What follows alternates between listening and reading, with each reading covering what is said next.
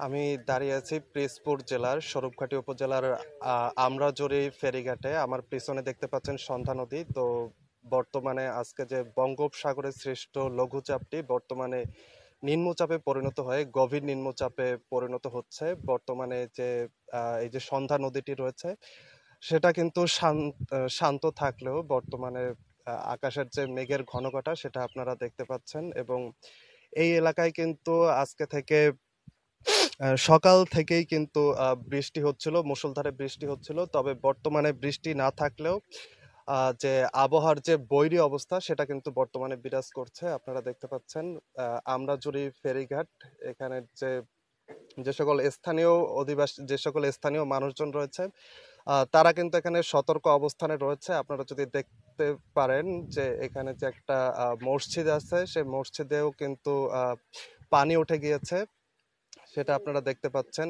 এখানে একটা মসজিদ এবং এখানে যে আহ, স্থানীয়দের বাড়ি ঘর রয়েছে, সে বাড়ি ঘরেরও কিন্তু আশেপাশে পানি উঠে গিয়েছে এবং জোয়ারের পরিমাণ কিন্তু সময় বাড়ার সাথে সাথে বাড়ছে। এবং আবহাওয়া অধিদপ্তর থেকে যেটা জানিয়েছে যে দেশের সকল সমুদ্র বন্দরকে ৩ নম্বর স্থানীয় সতর্ক সংকেত দেখাতে বলা হয়েছে। যদিও বর্তমানে এখানে যে সন্ধ্যা নদী সেটি কিন্তু শান্ত রয়েছে। তো এই ছিল হচ্ছে আমরাজুরি ফেরিঘাট থেকে আমার কাছে সর্বশেষ।